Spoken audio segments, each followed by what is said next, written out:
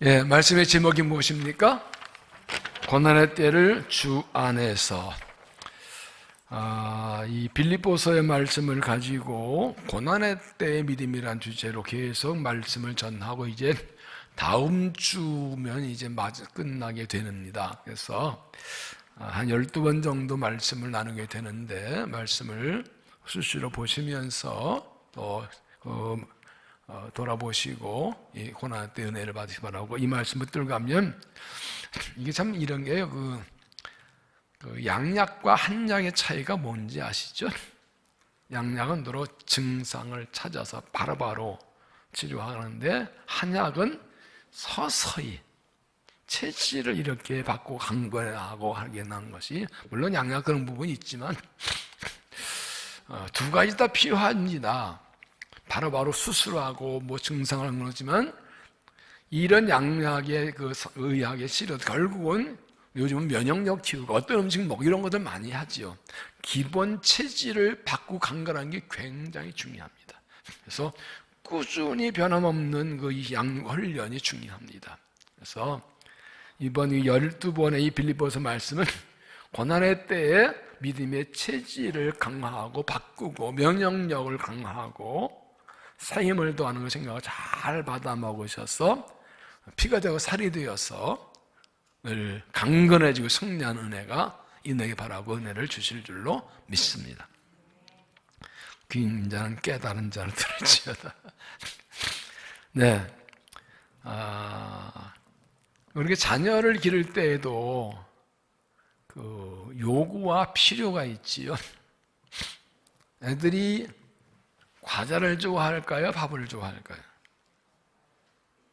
네? 기르게 달렸어요. 초장부터 잘 기르는 애들이 어릴 때도 야채 좋아합니다. 그래서 초콜릿 과자보다는 일반적으로 애들 과자 초콜릿 다 좋아하죠. 그러면 엄마 입장에서 애가 달린다고 계속 과자만 줄까요? 밥 먹어야 초콜릿 줄 거야? 왜요? 밥 먹어야 되거든요. 그래서 영어로는 want와 need, 필요와 욕구의 균형이 참 중요합니다. 먹기 싫어도 먹어요. 물론 맛있게 요리해주는 건 또 엄마의 책임이지만, 어떻게 하든 먹어야 필요한 걸 먹게 해주고, 그거 잘하면 또 맛있는 것도 주고, 이렇게 원하는 것 주고, 이런 것도 적절히 필요하지요. 신앙도 마찬가지면서 내 영혼에 필요한 것을 채우고 때로는 하나님께서 먹고 싶은 주시는 은혜를 함께 누리는 것인 걸 기억하고 말씀 나누면 좋겠습니다. 그래서 고난의 때 주 안에서 이 부분이 참 중요합니다. 어떤 교육심리학자가 학교 내 울타리 없애라, 왜 애들을 가둬놓냐, 구속하지 마라, 자유를 줘라 그랬어요. 일리가 있죠.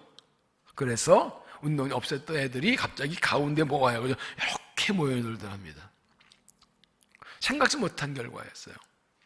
울타리를 보고 아이들이 막 다 뛰어나가 놀 줄 알았거든요. 그래서 다시 울타리를 쳐줬더니 그제야 흩어져 놀았다. 이게 뭔가요? 사람은 보호받기 원합니다. 소속의 욕구가 있습니다. 메슬로우의 7가지 욕구의 단계를 보면 생존의 본능, 그 다음에 세 번째가 소속의 욕구가 있습니다. 참 재밌어요. 학교 담장을 헐어라, 지역사회 개방해라 했더니 12시까지 술 먹고 마시고 쓰레기 버리고 가고 난리는, 이걸 왜 담장 쳐야 돼요, 말아야 돼요? 여러분, 사람은 어떤 기준과 규율이 필요합니다. 소속이 필요합니다. 사람은 어딘가 소속돼 있고 보호감이 있어야 안정되게 돼 있어요. 그리스도인은 어디에 뿌리를 두고 어디 소속돼 살아가야 될까요? 1절 말씀에 그러므로 나의 사랑형제들, 나의 기쁨이 열린 사랑자들아, 이와 같이 주 안에 살아. 이 주 안에, 그리스도 안이란 말이 굉장히 중요합니다. 사도 바울의 서신에 엄청 많이 나옵니다. 164회나 쓰였고요. 빌립보서 16번 나옵니다. 그리스도 안에, 주 안에, 예수 안에, 이게 아주 그의 신학의 핵심입니다.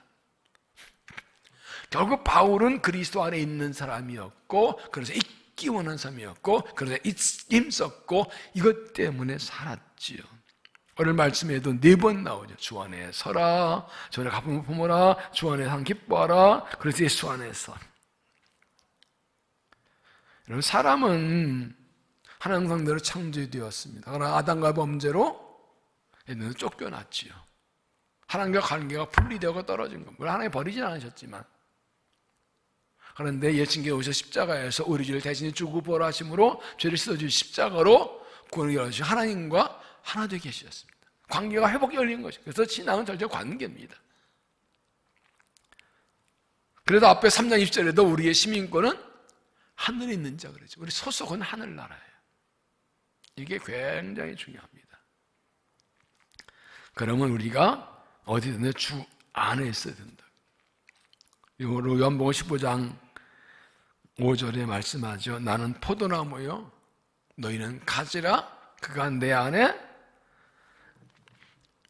내가 그 안에 있으면 사람 열매가 있나니 너희가 나를 떠나서는 아무것도 할 수 없습니다. 네, 포도나무와 가지 관계는 불가분의 관계예요. 가지는 나무에 붙어 있어야 영향을 받습니다. 여러분, 나무에 가지가 하나 붙어 있는데 이 아래쪽에는 나무에 잘라낸 가지가 100개가 있어요. 나무에서 잘라낸 100개가 중요해요? 붙어있는 1개가 중요해요? 너무 쉬운 거 보는 사람 유치원 수준을 보나 그런 거 물어보냐고요? 붙어있는 게 중요해요. 붙어있어야 열매를 맺어요. 그러니까 자꾸 이 씨나 연기 싸움에서 자꾸 사탄은 우리를 예수님과 분리시키려고 그래요. 떠나게 하려고 별짓을 다 해요. 어떻게 보면 코로나19라는 팬데믹은 진짜 주 안에 있는 사람 누군가를 드러내는지도 모르겠어요. 주 안에 있는 줄 아는데 아닌 사람들 오만 놀라고 하고 다시 주 안으로 돌아가게 하는 기회인지도 모르겠어요. 주 안에 있는 건 어떻게 하는 것인가? 시감에서는 첫째 무엇입니까? 주 안에서 하나 되라. 2절에 보면 내가 유오디아를 권하고 순두교에 원하노니 주 안에 같은 마음을 품으라. 빌보 교회에 유오디아와 순두교라는 유명한 두 부인이 있었습니다. 근데 바울이 이들에게 주 안에서 같은 마음을 품으라 합니다. 당시에 마게도냐 지방에서는 여자들의 부인들의 그런 영향이 굉장히 컸습니다. 바울이 이렇게 할 정도 보면 빌보 교회 내에 영향력이 있는 여인들입니다. 그런데 이 둘 사이가 안 좋습니다. 양대 산맥입니다. 맨날 둘 다 열심히 있고 능력 있는 사람들인데 맨날 붙어서 싸웁니다. 이 소문이 어디까지 간다고요? 저 로마에 있는 바울에게까지 전해집니다. 바울이 편지를 보내면서 제발 니들 싸우지 마라 할 정도로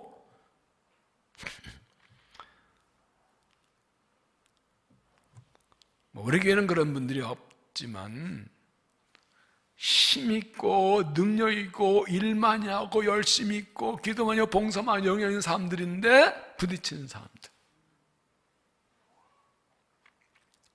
혹시 드러나지 않지 어떤 여전대나 남성대나 성가대나 뭐 교회학교 뭐 이런 거 아니라 어떤 부세 혹시 그런 일 없나요?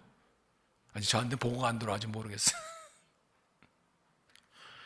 열심히 있는데 진짜 열심히 없으면 부딪히지 않아요?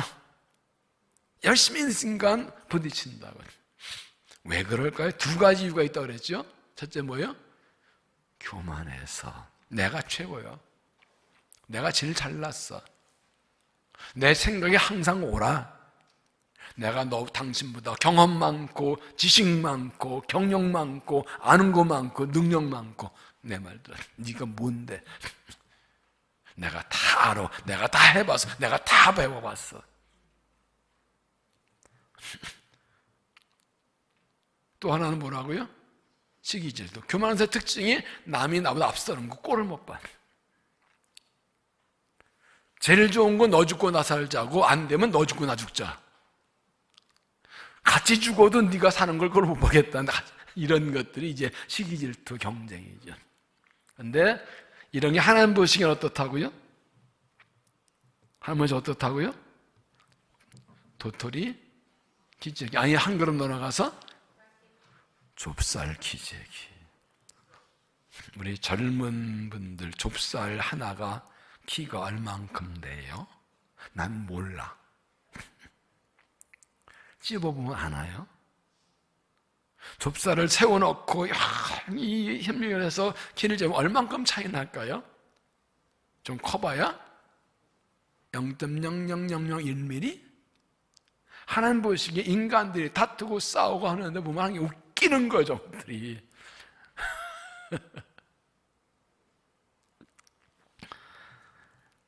정말로 주 안에 있는 사람은 다른 사람과 하나 됩니다. 같은 마음을 품습니다. 이게 주 안에 있는 사람입니다. 이 고난의 때 우리가 이 고난을 이기고 승리하려면 철저하게 다른 사람과 마음을 모아야 돼요. 앞에 2장 2절 말씀이 있지요.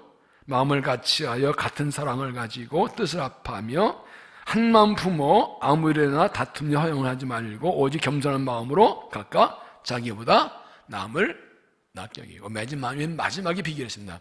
나보다 남을 낮게 여기고. 남을 낮게 여기지 말고 낮게 여기라. 이 세 가지: 존중, 인정, 칭찬. 세 가지.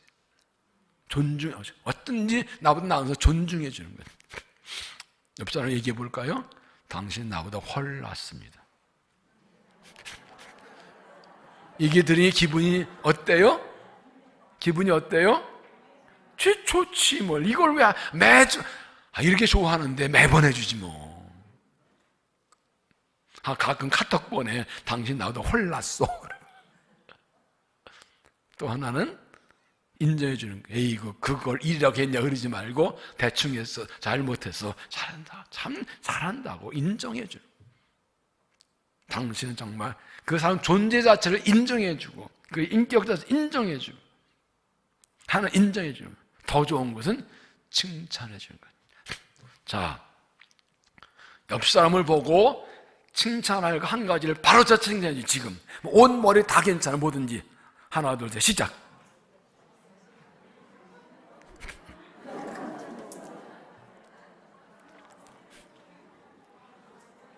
그만.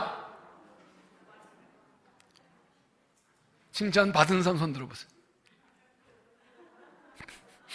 여러분, 이 칭찬도요 훈련이에요. 칭찬은 고래도 춤추게 한다. 내가 고래요? 말 잘 못하는 고래도 칭찬도 훈련시킨다고요. 사람이야. 착 만나면 바로 에이구 참 옷을 저렇게 입었냐, 아이고 저 화장 봐라 이러지 말고 바로 아이고 오늘 멋있네 하고 바로 칭찬. 이건 사람 보면 칭찬할 좋은 점부터 찾아내려고 하는 그런 자세. 이러면요 얼마나 좋아. 그 자세를 하면 서로 마음이 하나 되지요. 작은 변화가 큰 변화 이끌어냅니다. 몇 년 전에 이 말씀이 매일 성경 본문이었을 때 그 매일 성경 묵상집에 이렇게 기록된 걸 보았어요. 한번 같이 읽어볼까요? 시작. 교회를 위한 나의 헌신이 다툼으로 변질되지 않도록 일보다 교제를 먼저 하고 나보다 공동체를 먼저 생각하는 성숙한 마음과 자세를 잃어버리지 맙시다. 일보다 교제가 먼저, 나보다 공동체가 먼저. 고난일 때일수록 우리가 마음으로 하나 되어야 함께 이겨나갈 수 있고 삶을 감당할 수 있습니다. 주 안에서 우리가 같은 예수 믿는데 하나 되지 못할 이유가 어디 있어요? 얼마나 많은 함께 될 수 있는가. 이 하나됨을 가지고 함께 고난의 때를 승리하시길 바랍니다. 두 번째 무엇입니까? 주 안에 항상 기뻐하라. 주 안에서 항상 기뻐하라. 4절에 주 안에서 항상 기뻐하라. 내가 다시 말하노니 기뻐하라.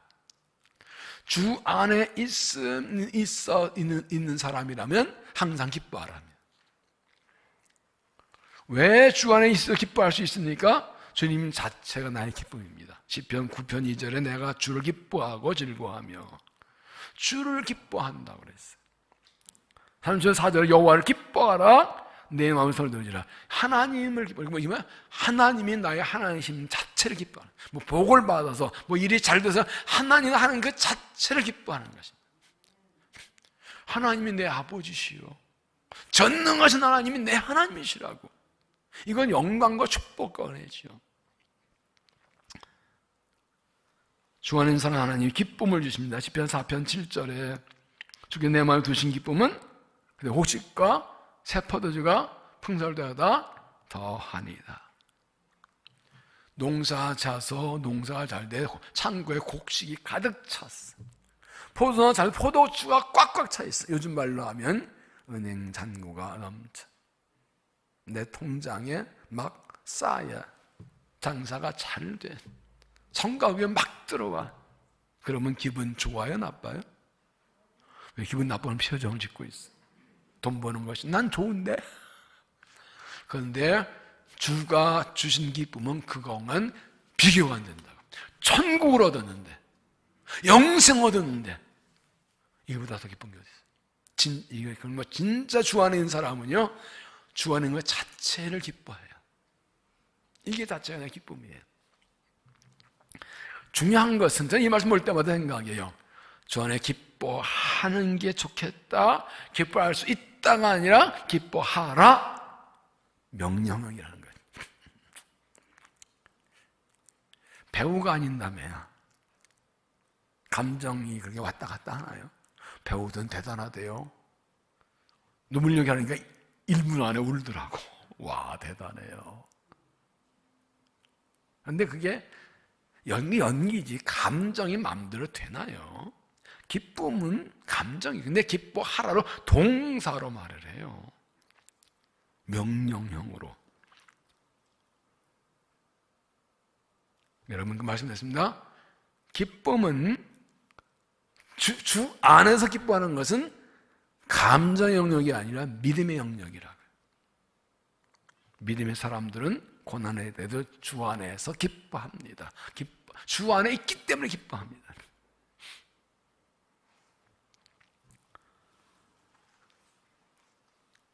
대사 5장 16절에 항상 기뻐하라, 쉬지 말고 기도하라, 범사에 감사하라, 이것이 너희 향한 하나님의 뜻이니라.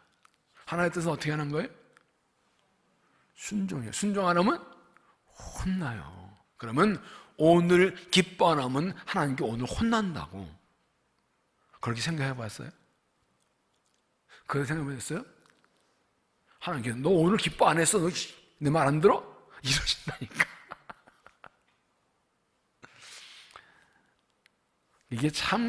이게 믿음이라는 게, 믿음은 순종이거든요. 기뻐할 수 없는 상황인데 기뻐라 하시니까 기뻐하면 기뻐하게 해주셔요. 이게 믿음의 영역이에요. 구체적으로 기뻐하는 게 어떻게 한 거라고요? 하나님을 찬양하는 거라. 찬양하는 거. 모든 상황 한게 하나님을 찬양하는 것입니다. 시편 34편 1절에 보면 내가 여호와를 항상 성축하며 내 입술로 항상 주를 찬양하리이다. 내 영혼이 여호와를 찬양하니 공관이 이렇게 듣게 하리라. 이 말씀 여러분 성경에 보시면 이 34편의 제목이 이렇게 되어 있어요. 다윗이 아비멜렉 앞에서 미친 채 하다가 쫓겨나서 지은 시. 다윗이 사울에게 쫓겨다니다가 자기 나라에 더 숨을 게 없어가지고 블레셋으로 도망갔어요. 그래서 아벨 왕은 받아줬는데 장군과 이 지휘관들이 쟤 뭐야? 다윗이잖아. 옛날에 골리앗 때려 죽인 놈인데 우리나라 왜 와? 저거 언제 또 우리 훔치면 와? 하고 눈에 불을 켜고 막 그러니까 아차하면 잡혀 죽을 판이야. 이때 다윗이 살기 사는 게 미친 채 한 거야. 갑자기 왜? 침질이 머리 불고 이제 미친놈이죠. 아니 사울에게 오래 저렇게 미쳤나 봐 하고 긴장 풀 때 싹 도망 나왔어요. 살기에 미친 채 했어요. 여러분 그런 상황에 처해진 적 있습니까? 아차 도망갔는데 죽을 구멍에 들어 주위에서 죽이려고 그래. 살기 위해서 비참하게 내가 망가져야 돼. 미친놈같이 되면 미친놈이라고 생각, 그때 이런 상황인데 그가 한 말이 뭐라고 했어요? 내가 여호와를 항상 송축합니다. 내 입술로 항상 주 찬양이다. 이게 말이 되냐고요? 난 이 말씀 볼 때보다 기가 막혀요. 이게 항상 이게 그때 나올 고백이냐고요. 하나님, 이게 뭐예요? 기름 부으셨는데 이게 뭐예요? 아니, 이게 뭐예요? 하나님께 따져도 괜찮은데 하나님을 항상, 이게 미친 채도 도망 나온 삶의 고백이 맞습니까? 이게 믿음입니다. 그래도 하나님은 내 하나님, 나의 택함은 변하지 않고, 주의 임재동이 변하지 않고, 약속은 변하지 않고, 비록 쫓겨다니고 몰려다니고 험지에 빠지고 미친 채 하지 않으면 살 수 없는 그런 상황에 있었다 할지라도 이것도 은혜.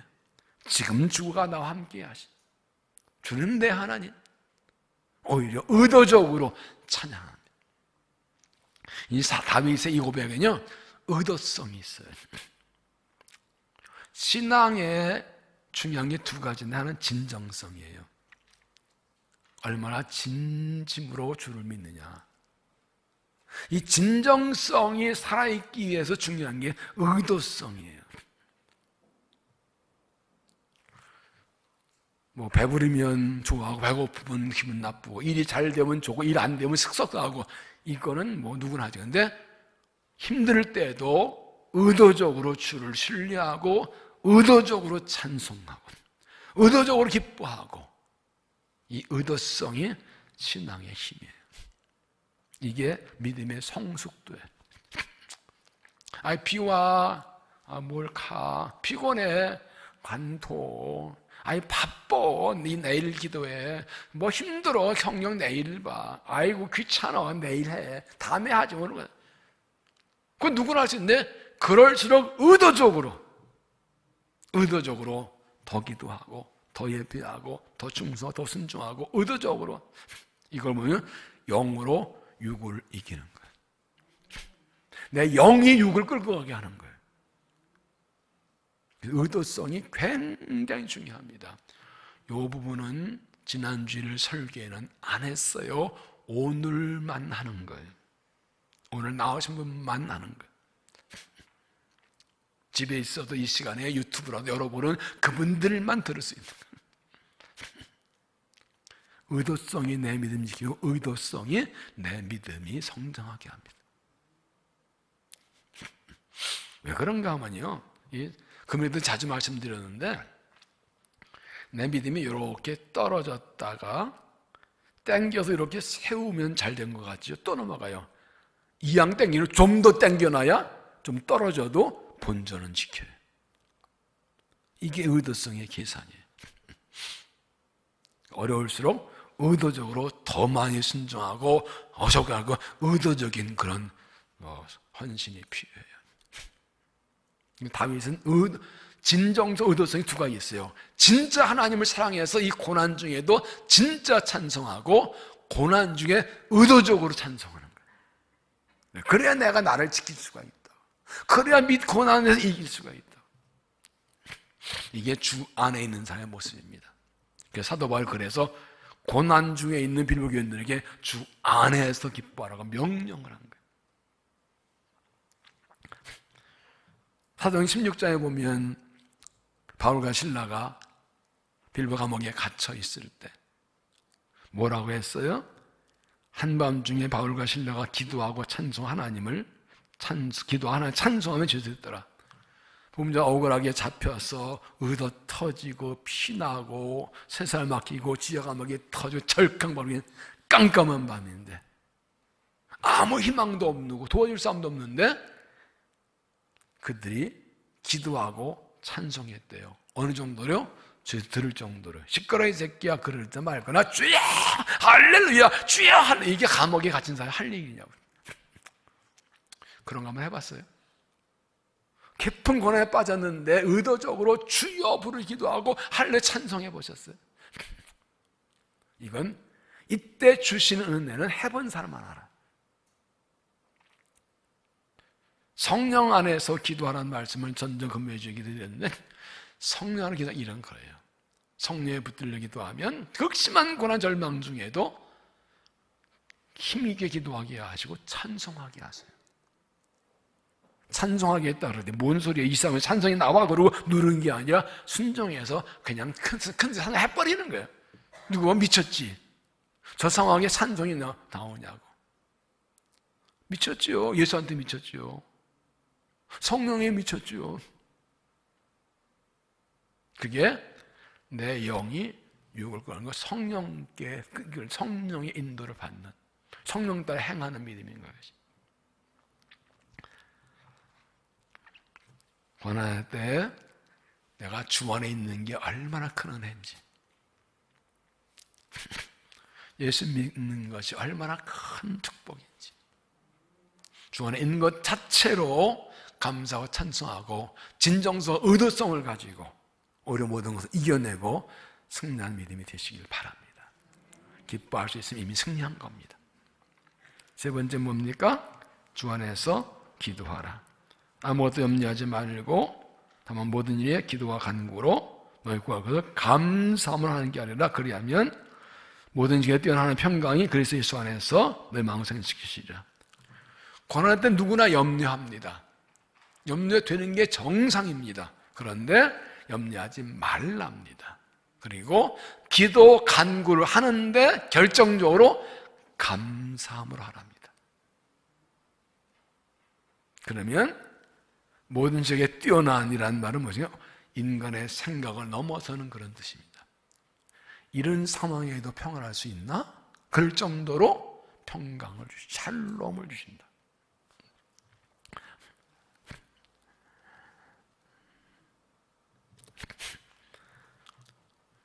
감사하는 기도는 뭡니까? 그러니까 고난당할 때 누구나 기도하지요.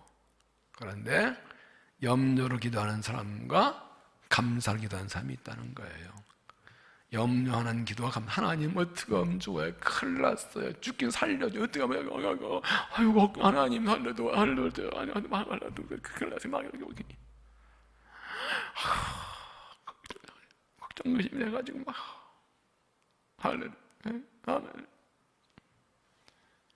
이런 사람이 있고 감사 하나님 함께 하신 줄로 믿습니다. 도와주셔서 믿습니다. 승리하시게 하셔서 믿습니다 하고 감사, 미리 감사하는 이 감사가 염려를 걷어버리고 평강을 준다. 기도했는데 응답받아 감사는 누구나 할 수 있어요. 그런데 기도할 때 이미 감사함으로 기도하는 거예요.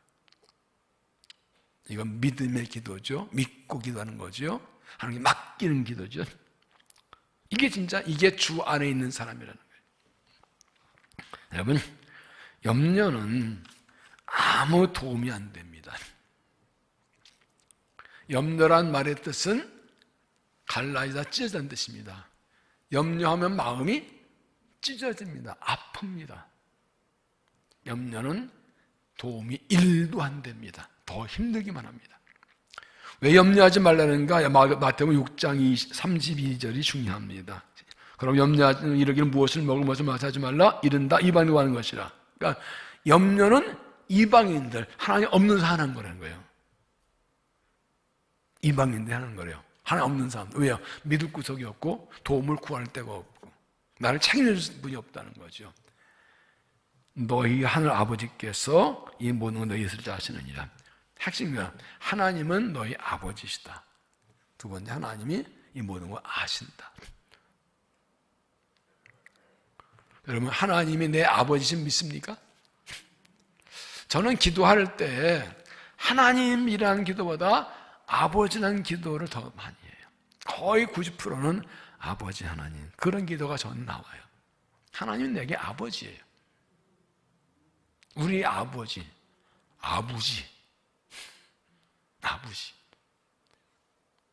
저희 집사람이 정경산에서 아버지 그런다고 그러더라고요. 그게 좀 더 정겨워 보이는 거다.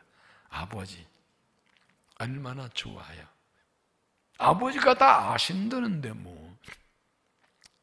여러분이 아버지, 어머니면 여러분의 아들, 딸이 정말 큰일 당했는데 뭐가 부자가 났는데 네가 알아서 해 새끼야 그러고 네가 알아서 하고 참 모른 척하고 나만 먹습니까? 부모는 내 입에 있는 거 얻어주는 거예요. 그게 자식이 위한 거예요. 그게 정상리 부모예요. 하물며 전능하신 아버지 하나님, 마음먹이는 하는 창조 하나님께서 내 아신다는데 모른 척 하시겠냐고요. 하나님이 내 아버지인 걸 믿고 그분이 아신다는 걸 믿어도 염려는 사라집니다. 그래서 어떻게 한다고요? 감사로 기도합니다. 시편에 탄식시가 많은데요, 다윗이 얼마나 힘든지, 하나님 힘들어요, 죽겠어, 저 원수도 그냥 박살내 있어요, 이게 기도할 정도는 다 나옵니다. 근데 이것도 기도해요. 하나님께 내 속 다 쏟아놓은 것도 기도해요. 욥기도 보세요. 막 날리시는데 그것도 기도해요. 그것 자체 하나님이 받으시래요. 네가 나를 믿으니까 나한테 털어놓지.